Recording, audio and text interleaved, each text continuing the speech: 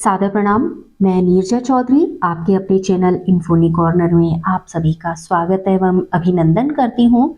आज का जो हमारा टॉपिक रहेगा वो विशेष अनुरोध पर है। प्रयास है कि उस अनुरोध के अनुरूप इस वीडियो में जितने पॉइंट्स चाहिए आपको, जो कि कंपटीशन से रिलेटेड है, बीए का एग्जाम है, सेमेस्टर है, तो उस सेमेस्टर में इंडियन पॉलिटिकल थिंकर, इससे रिलेटेड एक बहुत बड़ा सा पार्ट है जिसमें अलग अलग हम पॉलिटिकल थिंकर्स को पढ़ेंगे, स्पेशली इंडियन पॉलिटिकल थिंकर्स को पढ़ेंगे। और आज जो हम पढ़ने वाले हैं, सबसे पहले हम बात करेंगे आज एमके गांधी की, यानी कि हम पढ़ेंगे मोहनदास करमचंद गांधी जी के बारे में। देखिए, सबसे पहले ये जान लेते हैं कि पॉलिटिकल थॉट्स एक्चुअली में होते क्या है। जब कोई भी एक व्यवस्था चलानी होती है, उस व्यवस्था को चलाने के लिए कुछ ऐसे विचार होते हैं जो उस व्यवस्था के चारों ओर घूमते हैं और हमेशा वो व्यवस्था सुचारू बनी रहे या उस व्यवस्था को सुचारू बनाने के लिए कुछ पॉलिटिकल यानी कि राजनीतिक तरीकों का इस्तेमाल किया जाता है। अब ये राजनीतिक तरीकों को किस तरीके से देश के संदर्भ में, राष्ट्र के विकास के संदर्भ में प्रयोग किया जा सकता है, इसके लिए अलग अलग तरीके से अलग अलग लोगों ने अपने विचार रखे, जिसमें विदेशियों ने भी अपने विचार रखे और भारतीय लोगों ने भी इस संदर्भ में अपने विचार रखे कि एक्चुअल में राजनीति या राजनीतिक विचारों के तहत हम कैसे एक राष्ट्र को प्रगतिशील बना सकते हैं और वहां के लोगों को हम खुश रख सकते हैं।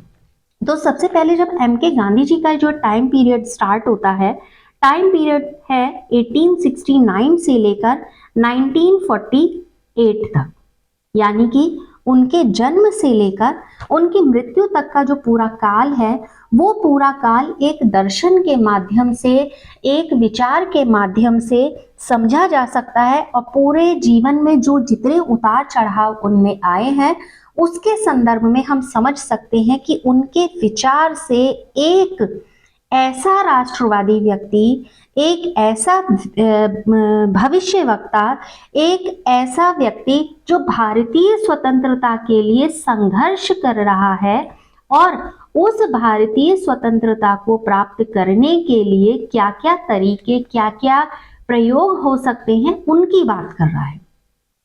ठीक, गांधी जी के संदर्भ में सब जानते हैं कि उन्होंने अपने विचारों में प्रमुख स्थान दिया था अहिंसा और सत्य को।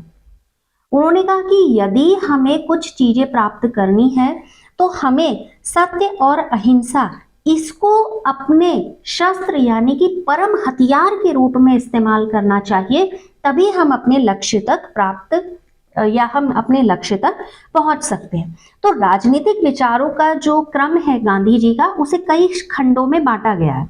जैसे धर्म को लेकर राजनीति के क्या विचार हैं उनके, या जो राष्ट्र के संदर्भ में क्या राजनीतिक विचार हैं, या गांधी जी के सत्य और अहिंसा पर क्या विचार है। फिलहाल जो हम आज का सेक्शन है, जो आज का वीडियो है, वो गांधी जी के राजनीतिक विचार का संबंध स्पष्ट कर रहा है धर्म और राजनीति से संबंधित, यानी गांधी जी कैसे धर्म और राजनीति के संबंध में अपने विचार स्पष्ट करते हैं और बताते हैं।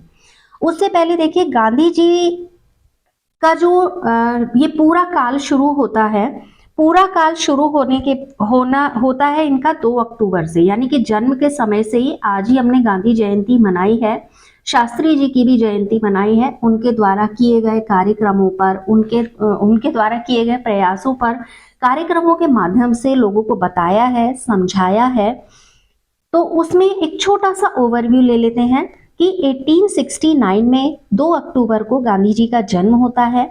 बहुत छोटे थे, यानी कि 12 वर्ष की आयु थी। उसी समय इनका विवाह कस्तूरबा जी से हो जाता है और ये 1887 में चले जाते हैं इंग्लैंड। और इंग्लैंड क्यों जाते हैं? इंग्लैंड जाते हैं ये अपनी वकालत की पढ़ाई के लिए।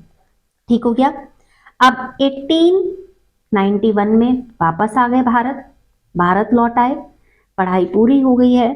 भारत लौटने के लिए बहुत जल्दी में ही इनको कहाँ जाना पड़ा था? दक्षिण अफ्रीका। ठीक है, जल्दी ये कहाँ चले गए? दक्षिण अफ्रीका। बहुत शॉर्ट में समझा रहे हैं ताकि जो इनके जीवन काल में घटनाएं घटित हुई उसको हम समझ सके कि कैसे प्रभावित किया पूरे के पूरे विचारों को, पूरे के पूरे जीवन को। जब ये अफ्रीका जाते हैं, वहां ये देख रहे हैं कि अंग्रेजों का अत्याचार लोगों के प्रति बहुत है। अंग्रेज बहुत अत्याचारी तरीकों का इस्तेमाल कर रहे हैं और उन्होंने इसका विरोध किया। उन्होंने कहा कि लोगों के साथ जो ये व्यवहार अंग्रेजों के द्वारा यहाँ किया जा रहा है, ये सही नहीं है। फिर क्या होता है कि एक बहुत प्रसिद्ध सी घटना है कि वो रेलवे स्टेशन पर जाते हैं और फर्स्ट क्लास के डिब्बे में वो बैठ जाते हैं और उनको उतार दिया जाता है। तो वो जगह का नाम है मोरिट्सबर्ग। मोरिट्सबर्ग की ये घटना है जहां पर वो फर्स्ट क्लास डिब्बे में बैठे हैं और वहां पर अन्य अंग्रेज यात्री भी उसमें सफर कर रहे हैं। लेकिन गांधी जी और अंग्रेजों के साथ एक क्या था ना कि उनको जो भी अंग्रेज नहीं है, अन्य है, उसको वो अश्वेत यानी कि काला कह के ही वो संबोधित करते हैं और इस बात को लेकर वो बहुत विरोध करते थे कि ये गोरे काले का भेद क्या है। तो गांधी जी ने अंग्रेजी शासन के द्वारा जो ये अत्याचार कहा जा रहा था, इनको या इन अत्याचारों का विरोध करने का तरीका अपनाया सत्याग्रह। सत्याग्रह के माध्यम से उन्होंने कहा कि हम इसका विरोध करेंगे और इसके माध्यम से उन्होंने भारतीयों को बहुत सारे अधिकार भी दिलाए। अब 1915 आ गया।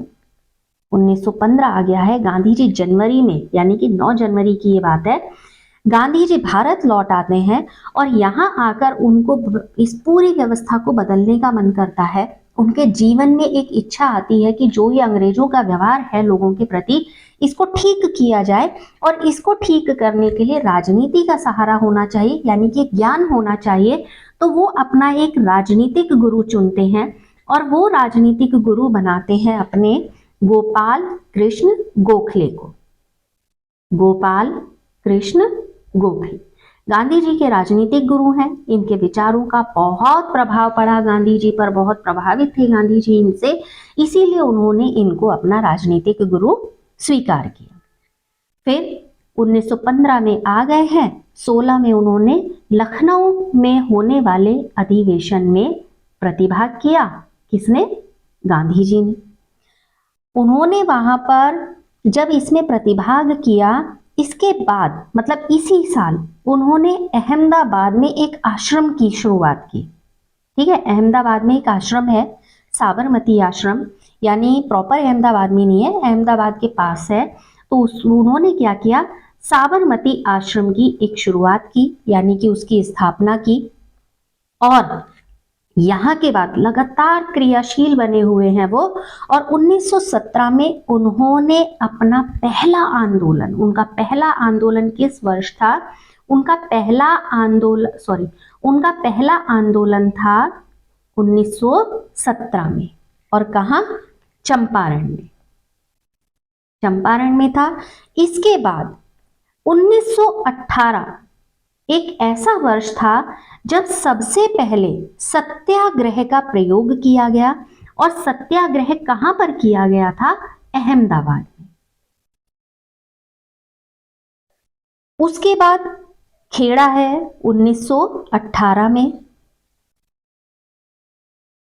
उसके बाद रॉलेट एक्ट, जलियांवाला बाग, अलग अलग तरीके से घटित होने वाली विपरीत घटनाओं का उन्होंने खुलकर विरोध किया और अंग्रेजी शासन को चेताने की कोशिश की कि ये जो हो रहा है ये सही नहीं है, ये अत्याचार है और हमें हमारा अधिकार मिलना चाहिए, हमें हमारा हक मिलना चाहिए और हम अपने देश को अपने तरीके से चला सकते हैं। अब गांधी जी बहुत ज़्यादा यहाँ पर लगातार सक्रियता की वजह से पॉपुलर हो गए हैं, बहुत प्रसिद्धि हो गई है, बहुत बड़ा सा एक जनमास है जो उनका लगातार समर्थन करता है, सहयोग करता है, उनका अनुयायी है।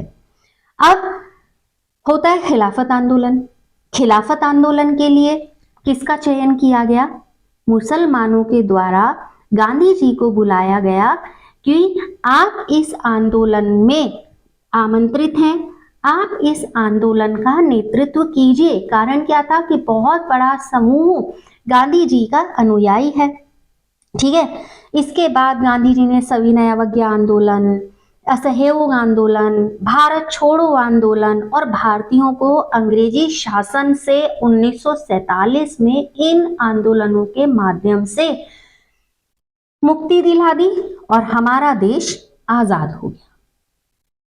अब ऐसा है कि जो ये 1947 में जब भारत आजाद हुआ, साथ ही भारत का विभाजन हो गया, भारत और पाकिस्तान के रूप में, यानी हिंदुस्तान और पाकिस्तान के रूप में। यहाँ पर जब ये विभाजन हुआ 30 जनवरी 1948 को नाथूराम गोडसे, जो कि जिनको गांधी जी के घोर अनुयायी थे, वो गांधी जी को बहुत मानते थे, लेकिन कुछ ऐसे कृत्य थे जिसमें नाथूराम गोडसे जी सहमत नहीं थे, तो उन्होंने 30 जनवरी 1948 को गांधी जी की गोली मारकर हत्या कर दी। अब हत्या हो जाती है। हत्या होने के बाद यहाँ पर रविंद्रनाथ टैगोर, और बहुत इंपॉर्टेंट पंक्ति है ये, रविंद्रनाथ टैगोर ने महात्मा की उपाधि दी महात्मा गांधी। तब एम.के. गांधी यहां से महात्मा गांधी कहलाए और वो महात्मा बने। किसने महात्मा की उपाधि दी थी? रविंद्रनाथ टैगोर ने। फिर सुभाष चंद्र बोस ने इनको ये कहा कि जो संपूर्ण राष्ट्र को एक सूत्र में बांध सकता है, वो अपने संपूर्ण भारतीयों के विषय में वैसे ही सोचता है जैसे एक पिता अपनी संतान के रूप में सोचता है। तो उन्होंने इनको राष्ट्रपिता की उपाधि से सम्मानित किया। इन्होंने कहा कि महात्मा गांधी नहीं है, वे राष्ट्रपिता हैं। तो ये दो महत्वपूर्ण चीजें जो उनके जन्म से, जीवन से संबंधित। अब गांधीवाद क्या है? क्योंकि अगर गांधी जी के विचारों को जानना है तो ये जानना जरूरी है कि गांधीवाद क्या है। गांधीवाद को जाने बिना हम नहीं समझ पाएंगे कि एक्चुअल में गांधी जी के राजनीतिक विचार क्या थे। अगर हमें गांधीवाद समझ में आ गया तो हम राजनीतिक विचारों को समझ ही लेंगे। देखिए, गांधी जी अध्ययन बहुत करते थे। अध्ययन करने का ये परिणाम था कि बहुत सारे जब धर्मों का अध्ययन वो कर रहे थे, अलग अलग पुस्तकें पढ़ रहे थे, तो बहुत सारे धर्मों का उन पर प्रभाव पड़ा। जैसे जैन धर्म है, जैन धर्म का अहिंसा सिद्धांत जो है उसने उनको बहुत ज्यादा प्रभावित किया और उन्होंने इसी को अपने जीवन का लक्ष्य, उद्देश्य मान लिया और इसी के बल पर भारत को स्वतंत्रता दिलाई। ऐसे ही ईसाई धर्म है। ईसाई धर्म से संबंधित पर्वत प्रवचन है। पर्वत प्रवचन में ये कहा गया है कि हम किस प्रकार बुराई से विजय प्राप्त कर सकते हैं, मतलब हम किस प्रकार बुराई को हरा सकते हैं। यानी ये बताया गया है कि बुराई से कैसे जीता जा सकता है। ठीक हो गया। तो ये दो मुख्य चीजें हैं। हालांकि जो धोरो का एक सिद्धांत आता है जिसमें सविनय अवज्ञा का सिद्धांत है, वो उससे बहुत ज्यादा प्रभावित है। रस्किन से बहुत ज्यादा प्रभावित है। उसमें रस्किन के जब एक अंग्रेजी साहित्यकार हैं रस्किन, ठीक है, उनकी मैं बात कर रही हूँ। अनटू दिस लास्ट में से उन्होंने 3 अलग अलग चीजों को फिल्टर किया और फिल्टर करने के बाद उन्होंने उसको अपने जीवन में उतारने की कोशिश की। और जब उन्होंने अपने जीवन में उतारा तो 3 वो महत्वपूर्ण विचार थे कि एक व्यक्ति का हित सब व्यक्तियों के हित में ही समाहित है। अगर हम कोई अच्छा काम कर रहे हैं तो वो मेरा अच्छा काम बहुत सारे अन्य लोगों के लिए भी अच्छा होता है। तो उन्होंने कहा एक व्यक्ति का हित सभी व्यक्तियों के हित में सम्मिलित है।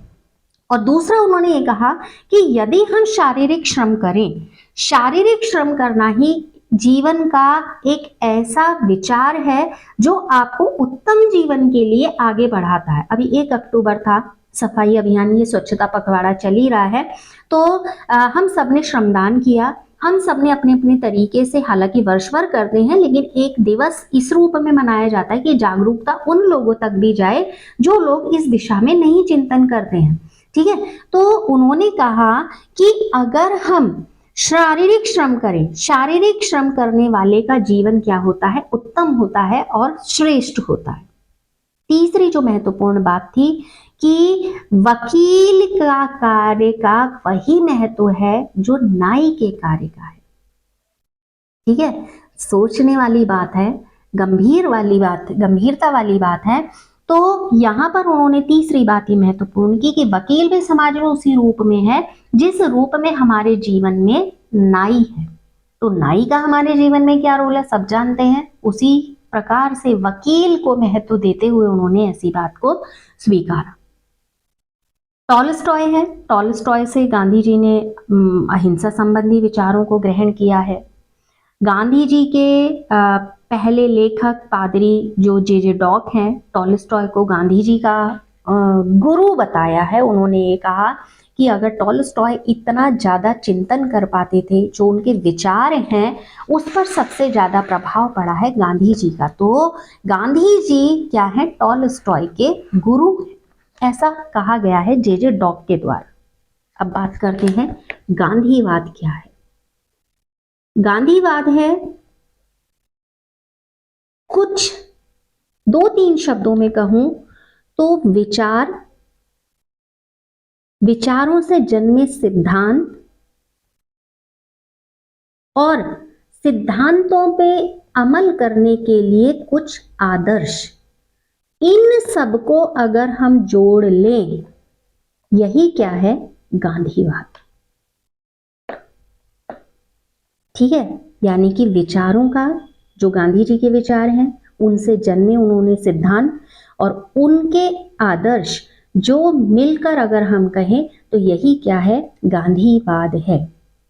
ठीक है, गांधी जी के विचारों को लोग ऐसा बोलते हैं कि वो अलग से एक गांधीवाद, एक अलग तरीके का कोई वाद चल रहा है।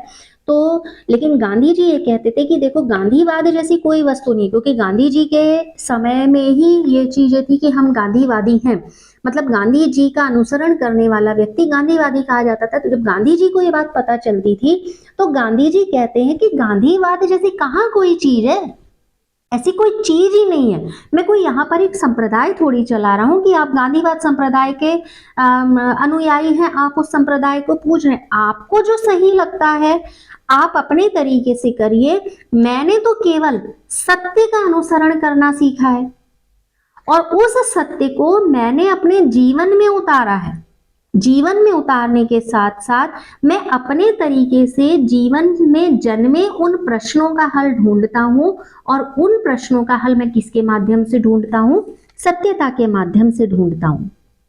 ठीक है, तो जब सत्य सबके जीवन में है और सबके जीवन में प्रश्न है तो ये अलग से कोई वाद नहीं है, कोई इसको वाद कहना सही नहीं है। अब गांधी जी ने एक अलग प्रकार के दर्शन की प्रस्तुति यहाँ पर दी है। गांधी जी ने इतिहास में पहली बार सत्य और अहिंसा और प्रेम, इन संबंधों का प्रयोग किया, और इन संबंधों का प्रयोग किया उन्होंने राजनीतिक क्षेत्रों में। उन्होंने ये बताया कि किस तरीके से राजनीतिक क्षेत्र में इनको हम प्रयोग करके अपने लक्ष्यों की प्राप्ति कर सकते हैं और हम अलग प्रकार के एक सुखद राष्ट्र निर्माण की तरफ बढ़ सकते हैं। ठीक हो क्या?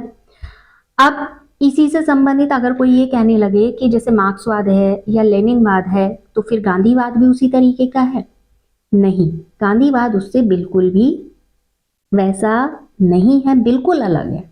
उनके विचारों में वो सभी चीजें स्पष्ट हैं जो एक वाद के लिए आवश्यक होती हैं। गांधी जी एक जीवन दर्शन है, उनके कुछ सिद्धांत हैं। वो ये चाहते हैं कि राष्ट्रीय और अंतर्राष्ट्रीय रूप पर कुछ समस्याएं जन्म ले रही हैं और उन समस्याओं का किस तरीके से निराकरण किया जा सके, और उस निराकरण के लिए किस प्रकार से एक उच्च विशिष्ट विचारधारा यानी ऐसे थॉट को अपनाया जाए जिससे शाश्वत समस्या निदान प्राप्त हो सके, या एक ऐसी टेक्निक का यूज किया जाए जिससे बिना कष्ट लिए या बिना कष्ट दिए हम क्या कर सके, उस चीज से अपने लक्ष्य की प्राप्ति कर सकें। तो लोगों ने कहा जब ऐसा सब कुछ है तो क्यों ना इसको गांधीवादी कहा जाए। तो फिर उसके बाद गांधी जी के विचारों को लोगों ने गांधीवाद के रूप में ही पढ़ना, उसका अनुसरण करना ये स्वीकार करा। तो तब यहाँ से जन्म हुआ गांधीवाद का। अब गांधीवाद का जन्म हो गया है। गांधी जी के विचार इतने उत्तम हैं, सादा जीवन उच्च विचार परिपाटी को आगे बढ़ाते हैं। तो इसलिए उनके अपने, जैसे हमने शुरू में ही कहा कि पढ़ने का बहुत अलग अलग चीज़ों का उन्होंने अध्ययन किया, तो उसी से संबंधित उनकी कुछ विशेष कृतियां हैं, कुछ रचनाएं हैं। और इनमें जितने भी उनके अपने सिद्धांत हैं, दो मुख्य पुस्तकें हैं जिनमें हिंद स्वराज और दूसरी है अपनी आत्मकथा, जिसमें उन्होंने अपने विचारों को स्पष्ट रूप से सामने रखा। ठीक है, अपनी आत्मकथा का उन्होंने क्या दिया, एक नाम दिया। उन्होंने नाम दिया मेरे सत्य के साथ प्रयोग। ध्यान में रखेंगे, गांधी जी की आत्मकथा हम पढ़ते हैं, लेकिन कई बार हमें ये समस्या है जो हमारी कंपटीशन में है, केवल सेमेस्टर एग्जाम पास करना मोटिव नहीं है, हमें कंपटीशन भी पास करना है। तो उसकी दृष्टि से जितने इंपॉर्टेंट क्वेश्चन है मैं हाईलाइट कर दे रही हूँ यहाँ पर। तो मेरे सत्य के साथ प्रयोग, तो उनकी आत्मकथा का नाम था ये। ठीक हो गया। बाकी बहुत सारी रचनाएं हैं, सत्याग्रह, सत्य ही ईश्वर है, सर्वोदय, खादी, लिख देती हूँ मैं यहाँ पर, सर्वोदय है, खादी है, आत्मशुद्धि, गीता बोध, और कुछ वो भी थे, समाचार पत्र थे जो साप्ताहिक है। और ऐसे ही समाचार पत्रों में गांधी जी का जो साउथ अफ्रीका में इंडियन ओपिनियन नाम का एक क्या होता था, समाचार पत्र, कहाँ पर, दक्षिण अफ्रीका में, यानी कि साउथ अफ्रीका में, वहाँ पर प्रकाशित होता था इंडियन ओपिनियन। ठीक, और भारत में यंग इंडिया, नवजीवन, ठीक है, हरिजन सेवक, हरिजन बंधु, हरिजन बंधु, ठीक, यंग इंडिया, हरिजन। तो ये क्या है, ये समाचार पत्र हैं जो उनके द्वारा प्रकाशित होते थे। तो इसको लेकर यहाँ पर ये ध्यान में रखने वाला है, जिसके माध्यम से लोग उनके विचारों से परिचित हुए। बहुत बड़े स्तर पर इन समाचार पत्रों के या पत्रों के माध्यम से लोगों के विचार जन सामान्य तक पहुँचे। जन सामान्य तक पहुँचने के बाद जो उनके अलग अलग लेख थे, उनके भाषण थे, तो उनको फिर क्या किया गया, सेक्शन में इकट्ठे किए गए और उनको प्रकाशित किया गया, ताकि लोगों को ज़्यादा से ज़्यादा उनके विचारों के संबंध में पता चल सके। तो ये तो था गांधीवाद क्या है, गांधी जी कहाँ से उन्होंने शुरुआत की, उनकी क्या कृतियाँ थीं, क्या गांधीवाद को गांधीवाद कहना उचित है, ये कुछ महत्वपूर्ण प्रश्न, और गांधी जी पर किसका प्रभाव पड़ा, ये प्रश्नों के उत्तर जो नेक्स्ट वीडियो रहेगा, मैं टॉपिक अभी से बता देती हूँ, हम पढ़ेंगे यहाँ से गांधी जी के राजनीतिक विचार। गांधी जी के राजनीतिक विचार बहुत ब्रॉडली हैं, तो उनको हम सेक्शन में ही पढ़ेंगे ताकि हमें उन विचारों को समझने में आसानी हो सके। तो गांधी जी के राजनीतिक विचार में हम कल जो पढ़ने वाले हैं हम पढ़ेंगे गांधी जी के धर्म और राजनीति संबंधी विचार। धर्म और राजनीतिक विचार। तो फिलहाल आज के लिए इतना ही, अगले वीडियो में जल्दी मिलेंगे। आप कमेंट करके हमें ज़रूर बताइएगा क्या ये आपके लिए हेल्पफुल है। अगर आप हमें कमेंट करेंगे तो हमारा उत्साहवर्धन होगा और हम इस दिशा में इस काम को और बेहतर तरीके से कर पाएंगे। तो आशा है कि आप इसको ज़रूर हमें रिव्यू करेंगे ताकि हमें कंफर्म हो सके कि हम सही काम कर रहे हैं। तो अगले वीडियो में जल्दी मिलेंगे। आप लगातार साथ बने रहें। इन्हीं अपेक्षाओं के साथ आप सभी का बहुत बहुत धन्यवाद।